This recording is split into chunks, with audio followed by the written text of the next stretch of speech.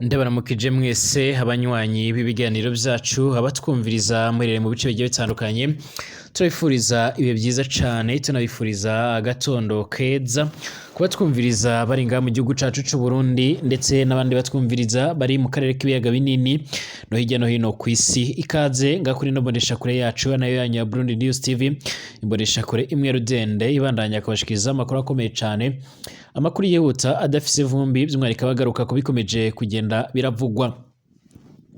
Ikaze rero tugaruke kuri amwe mu makuru azindutse aravugwa muri kano gatondo ko kuri uyu wa kane kwigenekerezo ya 19 kwezi no kw'icenda umwaka wa 2024 abegereye by'umwariko akumba General Ageme Bunyoni yoba afunguyemo ngaha muri kino gihugu cacu c'u Burundi mwibohero rikuru rya Gitega ubwo ni bamwe mu bacungera iryo bohero baremeza neza yuko hoba hari umugambi ukomakomeye cyane urimo uracugwa wo kuba ashobora kuba yocikishwa.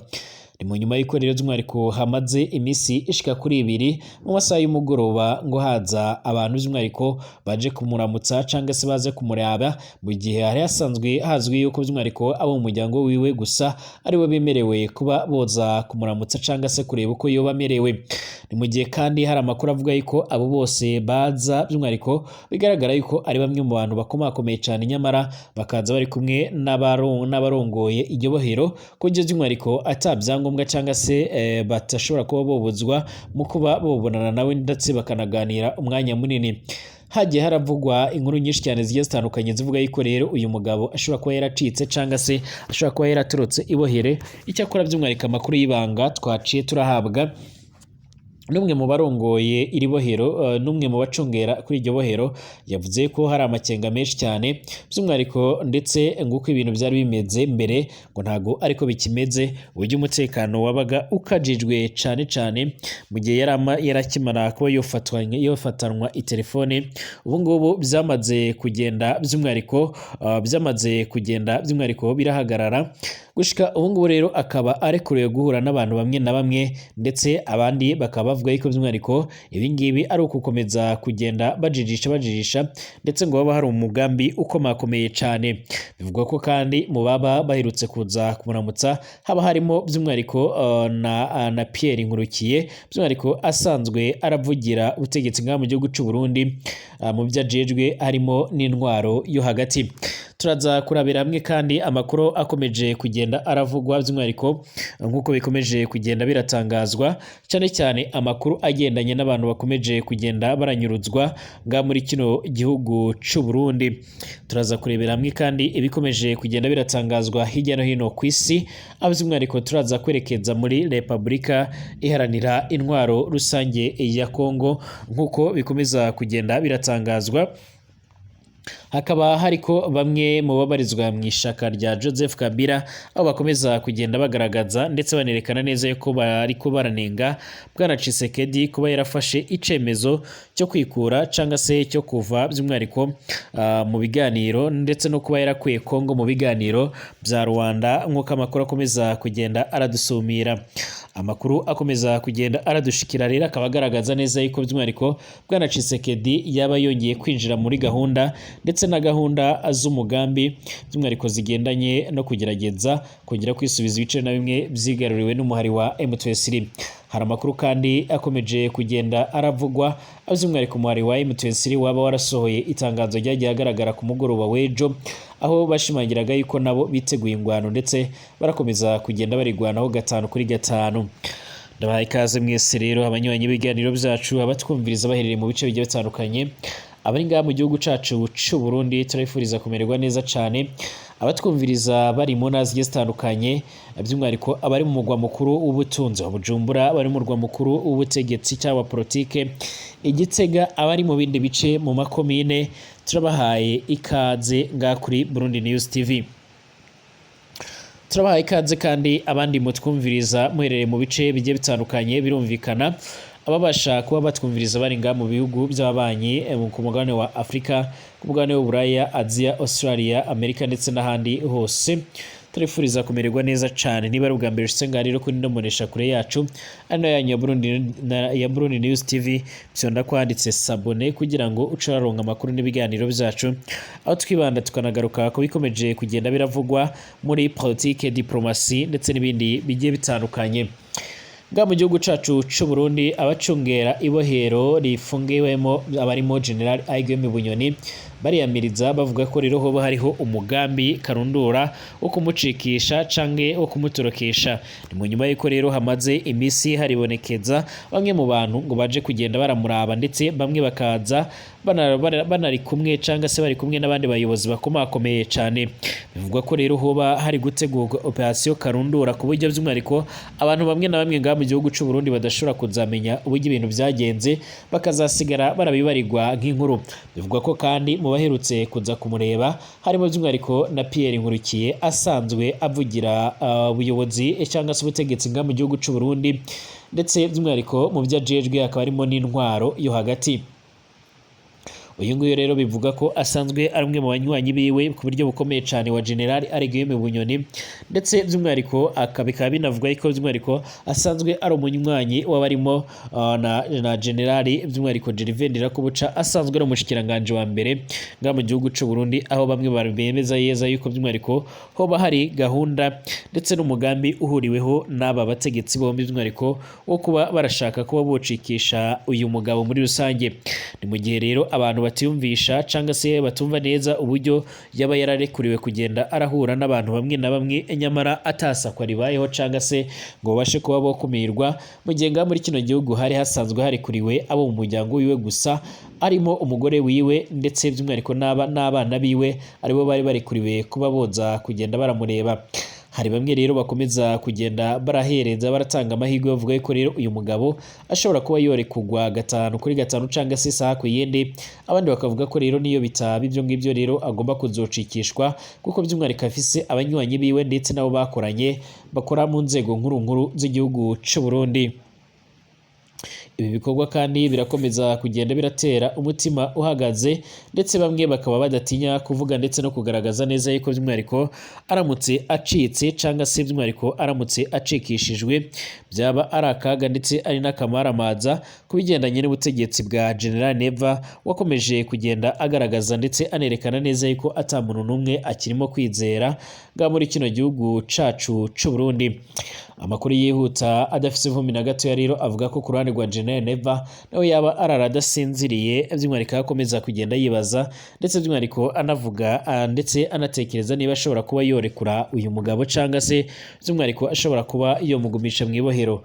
Uyu General Aigweme Bunyoni rero by'umwihariko yakatiwe gufunga ubuzima bwe bwose mu nyuma yo kwagirizwa n'ubutungane yuko yaba yaragize uruhare mu gushaka gutembagaza ubutegetsi bwa General Neva, gushaka kumwivugana ndetse n'ibindi bikorwa bitari byiza, ariko we akaba yarakomeje kugenda arabihakana. Intara ya Cankuzo komine Mushiha by'umwihariko umunyagihugu yaraye anyurujwe ariko bakomeje kwibazwa ninde uri kuranyuruza abantu nga muri kino gihugu c'u Burundi. Mwijoro ryakeye kwigenekerezo by'umwihariko ya 10 ubwo ni ku munsi w'ejo by'umwihariko kwigenekerezo ya 18 z'ukwezi kwa cumi mwaka wa 2024 igihe cy'isaha 5 by'umwihariko umunyagihugu witwa Ntamakiriro Philippe yaranyurujwe nk'uko rero twihutiye kubicisha ngamwe nayo kuri ndomonesha kure yacu kugira ngo n'abatabizi babashe kuba bagenda bitonda. Bivuga ko rero abari mu mugambwe by'umwihariko uzwi nk'imbonera kure bo bakomeje kugenda barakora iri bara. Ntamakiriro Philippe ni umugabo w'imyaka ishika kuri 36 aba ku mutumba Mwiruzi muri zone Mwiruzi, arubatse afise abana bashika kuri 2 mu bya politike. Ntamakiriro ni umunywanyi akomeye cyane w'umugambwe SNL Burundi yegamiye umushinga amateka Agatorwasa, ni nawe arongoye uwo mugambwe rero mu rwego rwa komine Mushiha. Avugwa nk'umuntu rero yitanga cane mu bikorwa byo mugambwe, ariko kandi by'umwihariko nk'uko bikomeje kugenda biribonekeza imigambwe imwe n'imwe nga muri kino gihugu c'u Burundi irakomeza kugenda irahura n'ibibazo bigiye bitandukanye. Ejo haheze kandi muri ayo masaha y'ijoro niho urugo rwa Ntamakiriro Philippe rwagabwa ko rero ico gitero cyari kirongowe n'uwitwa Munyaneza Philippe rero yahoze arongoye umugambwe CNDD-FDD kuri uwo mutumba wa Mwiruzi. Abandi bashoboye rero kumenyekana mu bagavye ico gitero ni Mugerinkoko by'umwihariko Antoine arongoye agacimbiri, bari kumwe rero n'izindi mbonerakure zizwi ku mazina ya Ntore ndetse na Ndayisaba ndetse na Ngabo, bose akaba ari bamwe mu babarizwa mu mbonerakure ndetse bakaba bazwiho kuba abazwiho gukora ibara ndetse n'ishano. Bashitse ku rugo rero rwa Ntamakiriro bose bari bitwaje amaheri byo bariyoberanyije amajwi by'umwihariko bayagira ukundi kuntu bavukana by'umwihariko bavukana ndetse by'umwihariko amajwi bari baragiye bayahindura bigira uwo bavukana na Ntamakiriro, baca rero bamubwira ko rero iyo sohoka nawe by'umwihariko kubera ko bwari bwije cane yarabankiye ababwira yuko rero adashobora kuba yosohoka iryo joro. Bamwe rero bagaba ca gitero rero baciye batangura kubomora inzu ya Ntamakiriro, babomagura rero umuryango kugira ngo binjire rero bamusange indani. Umuryango by'umwihariko barawumenye umuryango barawumenye baca barinjira bamusanga indani ndetse na bya bihiri byose bari bafise. Muri ako kanya rero kose umuryango wa Ntamakiriro wariko rero urakoma induru nyinshi cyane utabaza, ariko harabuze igitabara. Abari mu nzu by'umwihariko barahamagaye musenateri w'iyo komine Frederic Nzoyisaba bamutabaza, by'umwihariko ntiyitavye itelefone yiwe. Barahamagaye na buramatari w'intara Boniface Banyineza nawe rero ntiyigeze arafata telefone yiwe. Abagabye igitero rero bamaze kwinjira mu nzu baje gufata Ntamakiriro. Abari muri iyo nzu rero barabajije abo bantu ico uwabo azira, nabo rero baca babishura bati nimutureke twikorere akazi kacu. Abo mu muryango rero baragerageje kugumya uwabo baramufata baranga ko rero atwagwa, ariko kandi baraneshwa. Abari bagabye igitero baruhira rero gutwara Ntamakiriro Philippe. Mu kugaba rero icyo gitero hari imodoka yo mu bwoko bwa Prado rero yirabura yari inyegeje hafi by'umwihariko hafi y'urugo rwa Ntamakiriro. Iyo modoka rero ngo bari bayinyegeje imparati mu kuyifuka by'umwihariko n'igitambara. Baciye rero bamwuriza iyo modoka bagenda bamujyanye. By'umwihariko mu kugenda imodoka yafashe ibarabara yerekeza ku mugwa mukuru rero w'intara ya Cankuzo. Kuva Ntamakiriro kandi Philippe afashwe ntawuzi irengero ryiwe. Ubwoba ni bwinshi ku muryango wiwe ndetse no mu mugambwe aturukamo, basaba inzego z'umutekano kubafasha byihuta kumenya uwabo aho yoba aherereye.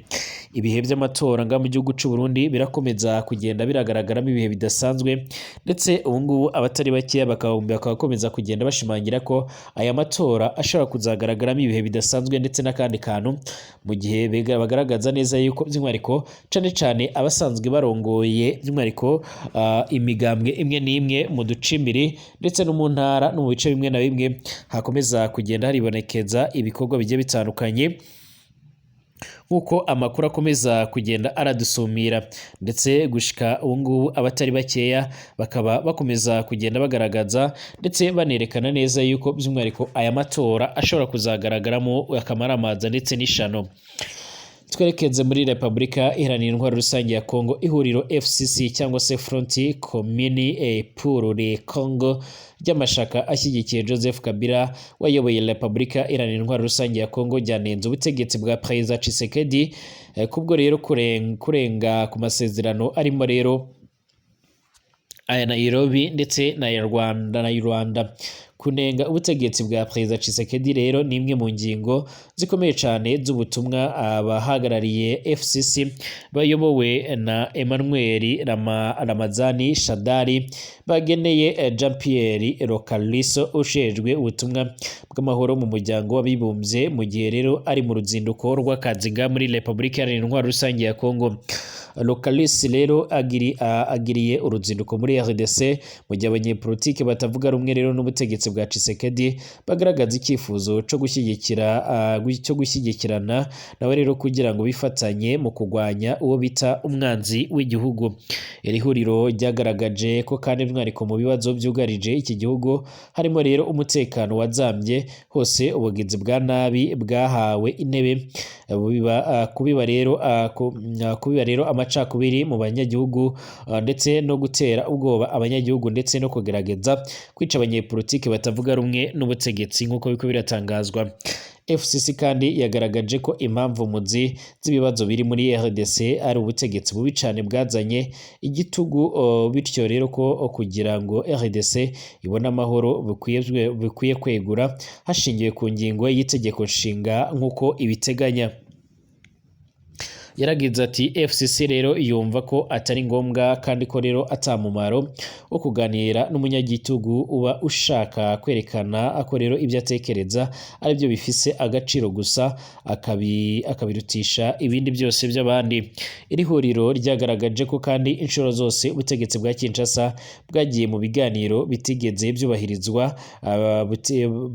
bwubahiriza amasezerano abwerekeye. Ryatanze urugero nka kuya Geneva yo gucyura rero impunzi z'abanyekongo. Amasezerano yaryo rero y'ihuriro rya Kaci yasheshwe na Tshisekedi mu mwaka wa 2020.